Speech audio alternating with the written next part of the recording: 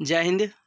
आज आप देखने वाले इस वीडियो के माध्यम से class 10th most VVI science का 2 नंबर वाली क्वेश्चन, ऐसा ही क्वेश्चन आपको एग्जाम में देखने को मिलेगी। तो देखेंगे क्वेश्चन नंबर 19। समान नेत्र 25 सेमी से निकट रखी वस्तुओं को सुस्पष्ट क्यों नहीं देख पाते। 19 नंबर देख रहे हैं कि समान नेत्र 25 सेमी से निकट रखी वस्तुओं को सुस्पष्ट यानी अच्छे से क्यों नहीं देख पाते हैं। आंसर लिखेंगे 25 सेमी की दूरी पर रखी वस्तुओं को आंख स्पष्ट रूप से देख लेते हैं। मतलब न्यूनतम दूरी कितना है 25 सेमी, अधिकतम दूरी कितना है अनंत है। तो मिनिमम 25 सेमी तक देख सकते हैं, लेकिन 25 सेमी से कम निकट रखे वस्तुओं को प्रतिबिंब दृष्टि पटल पर स्पष्ट रूप से नहीं बनता है, अतः मानव वस्तुओं को सुस्पष्ट रूप से नहीं देख पाती है। समझ गए? आई होप आप समझ होंगे कि 25 सेमी से पहले अगर वस्तुओं को स्पष्ट रूप से क्यों नहीं देख पाती है। तो 25 पर वस्तु को स्पष्ट रूप से मनुष्य देख सकते हैं। इससे नज़दीक जो रेटिना पर नहीं बनते हैं दृष्टि पटल पर, इसलिए वो साफ से नहीं देख पाते हैं। Question number 20। समतल दर्पण में बना प्रतिबिंब का साइज और प्रकृति कैसी होती है। तो समतल दर्पण प्लेन मिरर द्वारा बना प्रतिबिंब, पॉइंट नंबर 1, बिंब के समान प्रतिबिंब का साइज होगा। मतलब जो प्रतिबिंब का साइज होगा सेम आकार का होगा। प्रतिबिंब दर्पण के उतना ही पीछे बनता है जितना दूरी पर वस्तु समतल दर्पण के सामने होती है। मतलब उतना ही पर प्रतिबिंब बनेगा जितना पर वो वस्तु रखा रहेगा। पॉइंट नंबर 3, काल्पनिक प्रतिबिंब बनता है। कौन सा प्रतिबिंब बनता है? काल्पनिक प्रतिबिंब बनता है। नेक्स्ट क्वेश्चन नंबर देखने वाले हैं 21। एक समतल दर्पण में प्रतिबिंब बनने की प्रक्रिया रेखा को दर्शाए। जैसे देख रहे हैं समतल दर्पण है और ये प्रक्रिया आप बना सकते हैं। ये चित्र क्या स्पष्ट है कि ए बिंदु वस्तु का आभासी प्रतिबिंब बनाता है। ए का समतल दर्पण से दूरी एक समतल दर्पण से दूरी होगी। क्वेश्चन में देखेंगे 22।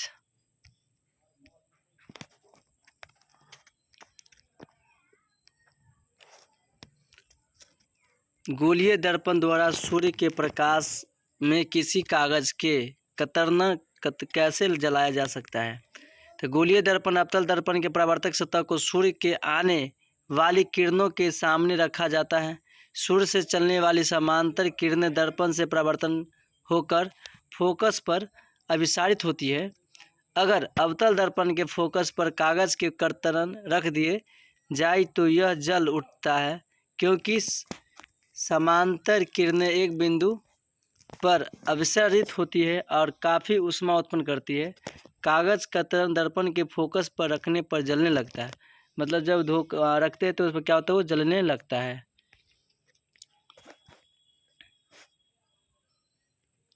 क्वेश्चन है प्रकाश क्या है। दृष्टि के भौतिक अनुभूति को प्रकाश कहते हैं, या जो मनुष्य देखते हैं उसे हम क्या कहते हैं? प्रकाश कहते हैं। प्रकाश वह कारक है जिसकी सहायता से हम किसी वस्तु को देखते हैं, उसे हम प्रकाश कहेंगे। प्रकाश वस्तु को दृश्यमान बनाता है। कोई वस्तु उस पर पड़ने वाले प्रकाश को प्रवर्तित करती है और वह परावर्तित प्रकाश हमारी आँखों तक ग्रहण होता है और तब हमें वस्तुओं को देखने के योग्य बनाते हैं। समझिए प्रकाश क्या है। प्रकाश वह कारक है जिसकी सहायता से हम किसी वस्तु को देखते हैं। क्वेश्चन नंबर देखेंगे 24। प्रकाशीय घनत्व क्या है। तो प्रकाशीय घनत्व एक निश्चित संपृक्तता होता है। यह द्रव्यमान घनत्व के समान नहीं है। जिसे माध्यम का प्रकाशीय घनत्व अधिक होता है वह सघन माध्यम है, अन्यथा वह विरल माध्यम होगा। विरल माध्यम से प्रकाश किरण सघन माध्यम से प्रवेश करती है तो यह अभिलंब की ओर मुड़ जाती है, और तब यानी जब सघन माध्यम से प्रकाशीय किरण विरल माध्यम में अपरिवर्तित होती है, ये अभिलंब से दूर हट जाती है। मोस्ट वीवीआई क्वेश्चन यहाँ देखेंगे। आभासी प्रतिबिंब क्या है। किसी बिंदु स्रोत से आभासी प्रतिबिंब क्या है? किसी बिंदु स्रोत यानी किसी स्रोत से आने वाला प्रकाश प्रवर्तन या अपवर्तन के बाद जिस बिंदु पर यह निश्चित मिलती है या मिलती हुई प्रतीत होती है।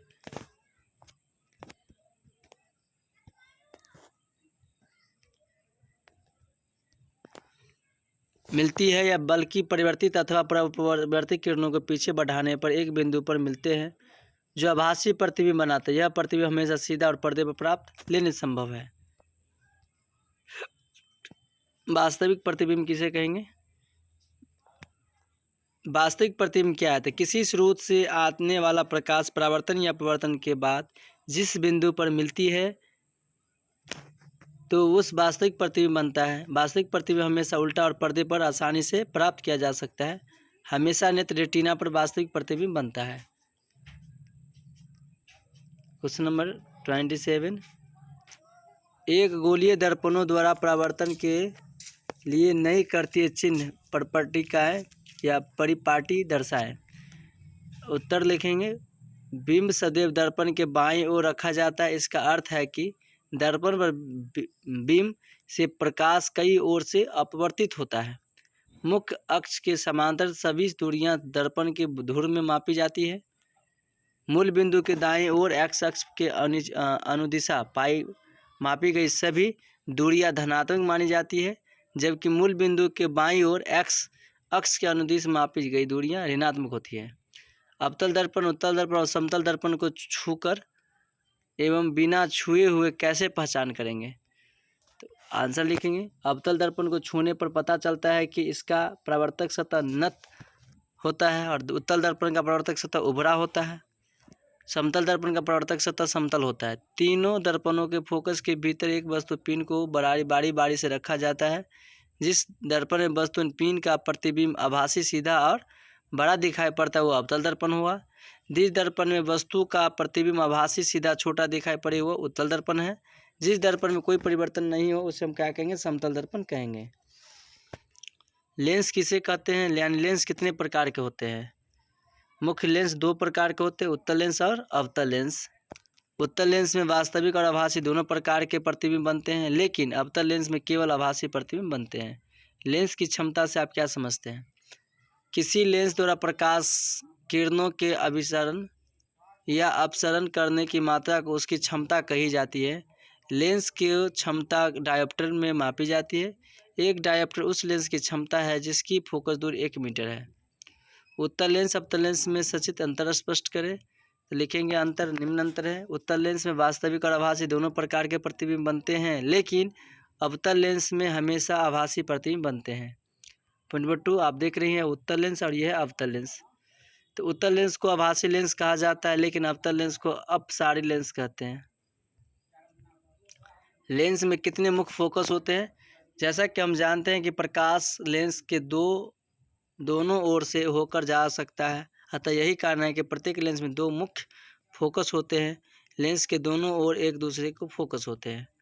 कौन सा लेंस वास्तविक और आभासी दोनों प्रकार का प्रतिबिंब बनाता है? उत्तल लेंस में वास्तविक और आभासी दोनों प्रकार के प्रतिबिंब बनाता है। जबकि बिंब फोकस के बाहर हो तो लेंस वास्तविक प्रतिबिंब और जब बिंब फोकस के भीतर हो तो आभासी प्रतिबिंब बनता है। क्वेश्चन नंबर देखेंगे 34। बिना स्पर्श के उत्तल लेंस, अवतल लेंस और कांच के वृत्ताकार प्लेट की पहचान कैसे की जाती है? दोनों तरह के लेंसों और कांच के प्लेट को बारी बारी से अपने हाथ से पकड़कर किसी पुस्तक के छपे पृष्ठ के निकट लाते हैं और इनसे होकर छपे अक्षर को देखते हैं। यदि पुस्तक के छपे अक्षर अपने वास्तविक आकार से बड़े दिखाई पड़ते हैं तो यह उत्तल लेंस है। यदि पुस्तक छपे अक्षर अपने वास्तविक आकार से बराबर हो दिखाई पड़ते तो ये कांच का प्लेट है। यदि पुस्तक के छपे अक्षर वास्तविक आकार से छोटे दिखाई पड़ता तो ये अवतल लेंस हो जाएगा। नेक्स्ट 35। सूर्योदय या सूर्यास्त के समय रक्तताप क्यों प्रतीत होता है? क्षितिज के समीप नीले तथा कम तरंग दैर्ध्य वाले प्रकाश का अधिकांश भाग कणों द्वारा प्रकीर्णन हो जाता है, इसलिए हमारे नेत्रों तक पहुंचने वाला प्रकाश अधिक तरंग दैर्ध्य का होता है। इसलिए सूर्योदय या सूर्यास्त के समय रक्तताप प्रतीत होता है। अवतल लेंस को अपसारी लेंस कहते हैं, क्यों? अवतल लेंस के द्वारा समांतर प्रकाशीय किरणों अपतन के बाद अपवर्तित होकर आपस में फैलती जाती है, यानी अवतल लेंस प्रकाश के समांतर किरणों को अपसारित कर देता है। अवतल लेंस को इसी गुण के कारण अपसारी लेंस कहते हैं। किरण आरेख क्या है? 37 नंबर क्वेश्चन।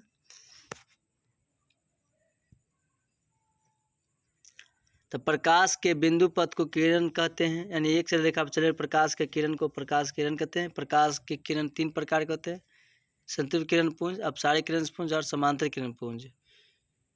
परवलय दर्पण संस्कृत किरण के पुंज उत्पन्न करता है। उत्तल दर्पण द्वारा अवसर्पित किरण पुंज का, समतल दर्पण द्वारा समांतर किरण पुंज का।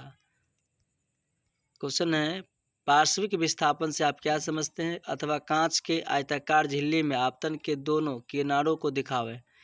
किसी स्लेब से होकर गुजरने वाली किरण के लिए आपतित किरण अब निर्गत किरण एक दूसरे के समांतर होती है। इन दोनों किरणों के बीच की लंबवत दूरी को पार्श्विक विस्थापन कहते हैं। विवर्तन क्या है? यदि प्रकाश के पथ में रखी अपारदर्शी वस्तु अत्यंत छोटी हो तो प्रकाश सरल रेखा में चलने की बजाय इसके किनारों पर की मोड़ पर प्रवृत्ति दर्शाता है। इस प्रभाव को प्रकाश का विवर्तन कहते हैं। नहीं करते चिन्ह पर परिपाटी के अनुसार गोलीय लेंस में आवर्धन किस प्रकार बदलता है? तो किसी उत्तल लेंस के पराक्रम में अवतल आवर्धन जब प्रतिबिंब आभासी होता है तब धनात्मक तथा जब प्रतिबिंब वास्तविक होता है तब ऋणात्मक होता है। किसी अवतल लेंस के प्रकरण में आवर्धन अवतल लेंस द्वारा सदैव आभासी प्रतिबिंब बनाने के कारण सदैव धनात्मक होती है। प्रधान फोकस और फोकस में क्या अंतर है? प्रधान फोकस दर्पण के प्रधान अक्ष पर बनाया जाता है, लेकिन प्रकाश के समांतर किरण दर्पण से परावर्तन होने के बाद एक बिंदु पर फोकसित होती है। यही बिंदु फोकस का कहलाता है। यह जरूरी नहीं है कि फोकस दर्पण के प्रधान अक्ष पर ही पड़ेंगे। क्वेश्चन नंबर 42, तारे टिमटिमाते हैं किंतु ग्रह नहीं टिमटिमाते क्यों? तारे टिमटिमाते हैं लेकिन ग्रह नहीं टिमटिमाते क्यों? तो आंसर लिखेंगे, ग्रह तारों की अपेक्षा हमारे बहुत नज़दीक है यानी समीप है, अतः इनसे इतना पर्याप्त प्रकाश मिलता है कि वायुमंडलीय परतों के घनत्व के अस्थायित्व के प्रभाव के चलते प्राप्त किरणों की संख्या में अपेक्षाकृत कम आती है और वे लगभग अस्थायी रूप में दिखते हैं। तारों से चलने वाले प्रकाश किरण वायुमंडल के विभिन्न घनत्व वाले परतों से गुजरने पर किरणों के पथ में विचलन होता है और तारे का प्रकाश से विभिन्न क्षणों में अपवर्तित होते हैं और टिमटिमाते नजर आते हैं। थैंक यू बेस्ट फॉर, मिलते हैं नेक्स्ट क्लास में। Okay bye. अगर इस चैनल पर नए हैं तो लाइक शेयर कमेंट जरूर करें।